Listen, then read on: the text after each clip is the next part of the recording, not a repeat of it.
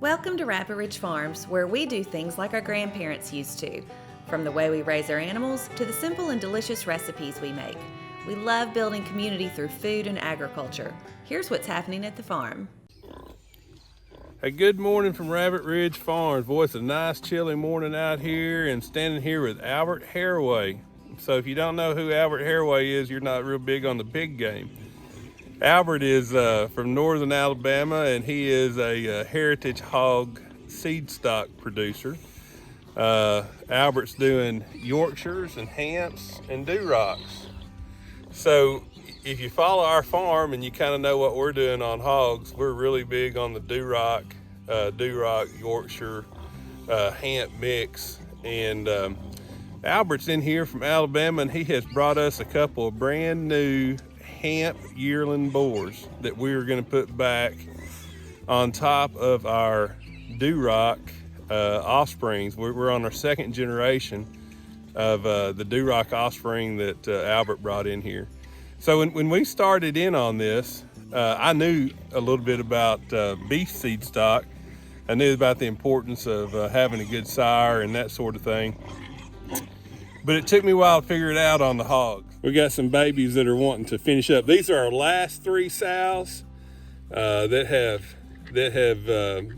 pigged, and they're a little bit late for the rest of our group.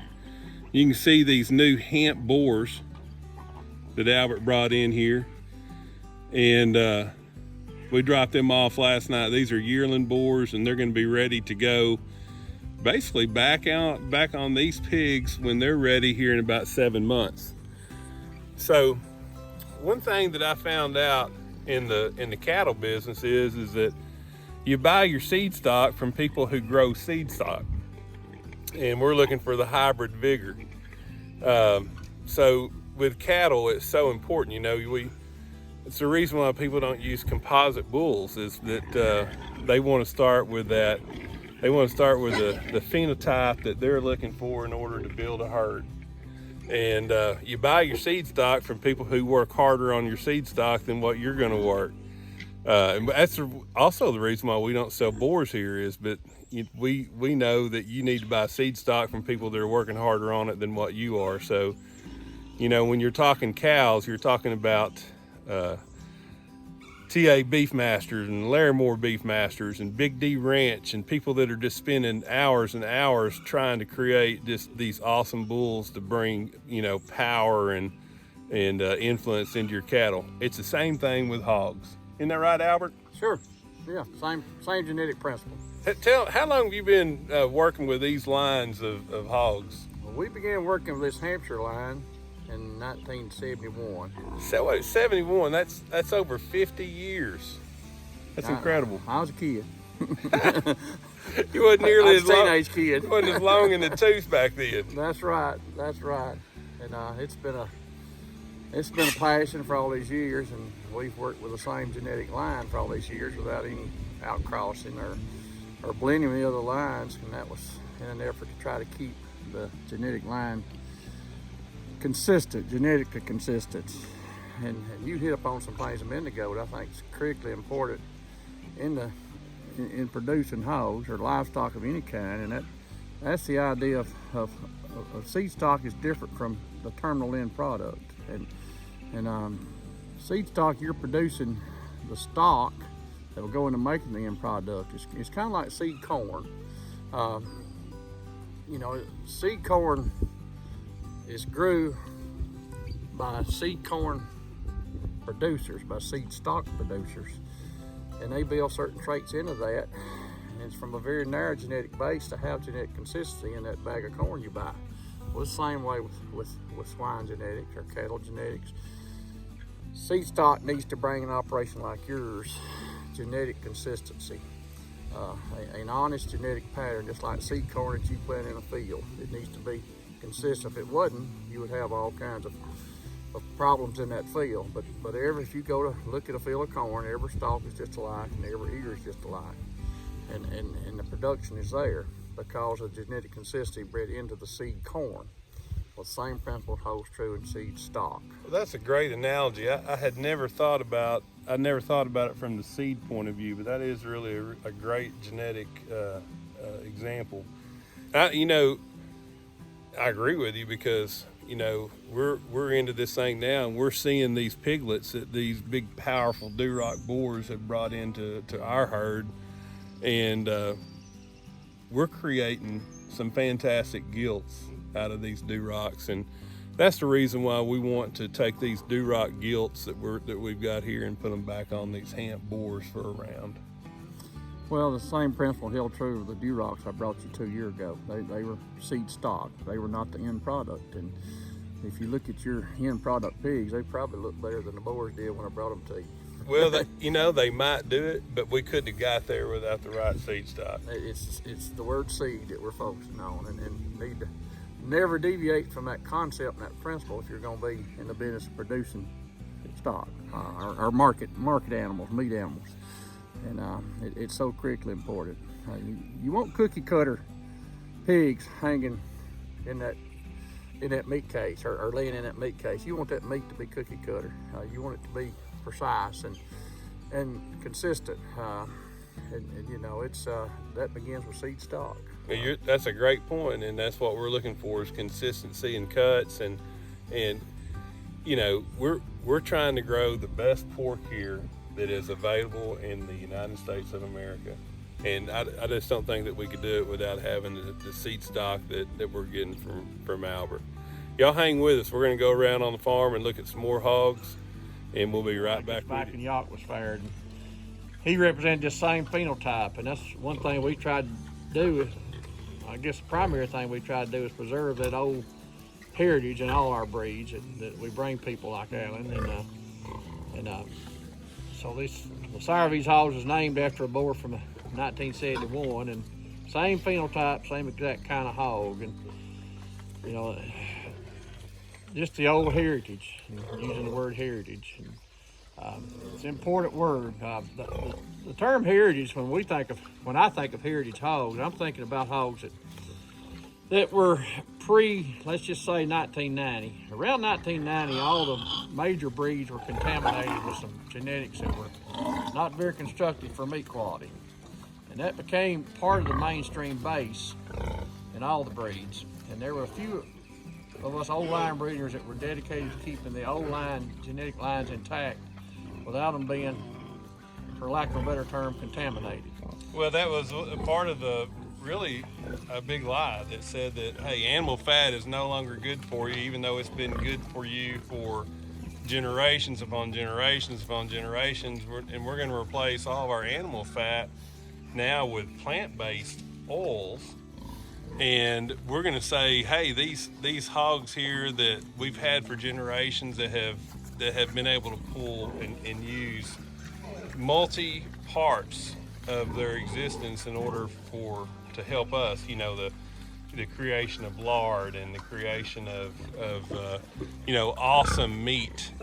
And the hog industry changed quite a bit. I mean, we went from having these Berkshires, these Durocs and Yorks and Hamps, down to a European strain of hog called the P-Train. And what we found is these P-Train hogs, they just don't work out here in the woods out there. Well, they don't work anywhere very well. Been our experience and experience of our customers that we've sold hogs of the year. Lots of people tried it within the industry. In fact, most of the industry tried it, and it didn't take the industry long to realize that was not a good road to travel. It was driven more by the packers and health-conscious consumers where fat was a dirty word, bad word, back around 1990. And the whole entire focus was on leanness and muscle, with no focus or emphasis on pork quality. And that really hurt the mainstream breed basis. The other white meat. The other white meat was a disaster for pork.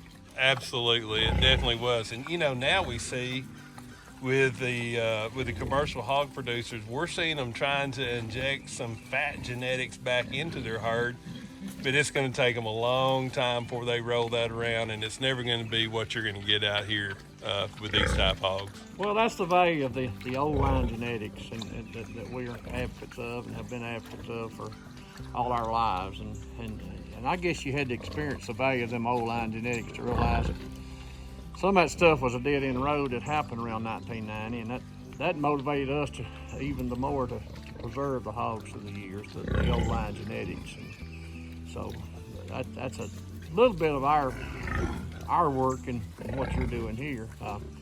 These two boars represent not just our work, but the work of some great Duroc breeders back from 5 decades ago. And they're just a continuation of that work. We've simply been stewards of their work, more or less. And I guess maybe we've contributed a little bit to it, but I'm not sure we've made them any better, but we've preserved, hopefully, what they've done. Well, I just know we've got some big old rugged Duroc hogs out here that just go out here and work every day, and that's what we need here in our operation. And the proof is in the pudding, Albert. We're getting the type piglets here that we're looking in order to step up to the next level on our hog game, right? Well, it sets you up to provide your customer base that you sell meat to a unique pork product. It's different from what they'll go to the grocery chains and buy in the meat case there. It's a totally unique product, and that really sets your hogs apart for what you offer your customers. And the proof is in the pudding, so to speak. And your customers, I'm sure, will testify to that, how different the pork is. We think it's the best there is out there. Well, we're back here with Albert Haraway and looking at some of the offspring here on our farm of hogs that were created by his seed stock that come from his farm in Alabama. So all of these hogs that you're seeing here are have a Duroc father, and those Durocs come from northern Alabama there. You'll see a lot of these hogs, they look a lot like Hamps, and you got some black hogs, and that's all maternal that comes from their mother as far as what way they're colored up. So this group of hogs, there's about 50 in it, and we've got these hogs are gonna what weigh 180 across the board, maybe. There's some 200 pounders here. 180, 200 pounds. Tell me what you see in here, Albert. Well, I see a consistent genetic pattern here. It's pretty. This is my first chance to see pigs out of the boars I brought you 2 years ago, but there's a consistent phenotype here that pleases me from what our boars sired. The boars kind of stamped that old Duroc phenotype into the hog, and that's what I expect out of seed stock. I expect them to sire a genetic pattern.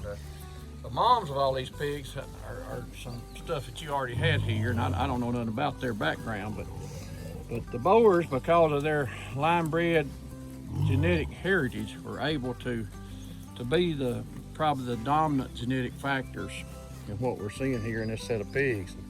This set of pigs is pretty impressive to me for being correct in their skeletal structure and being constructive for hogs that will grow and perform, hogs that have the ability to get to the feeder and live out here and function in tough conditions. And I think you look at the consistency of the skeletal pattern of these hogs, you're going to have cookie cutter hogs hanging on a rail. You're going to have cookie cutter meat cuts in the meat case that you're going to sell your customers. Well, you said it right there, Albert, is being able to perform out here in these conditions. And our hogs, you look out here, these are on about a 25-acre pasture, and there's not shelters for them to get in. They've got wallows, they've got trees, and they've got airleaf clover that's belly deep. That helps. But they've got to be able to perform out here in the woods and be able to perform out on the grass and still be able to keep gaining weight and be able to function.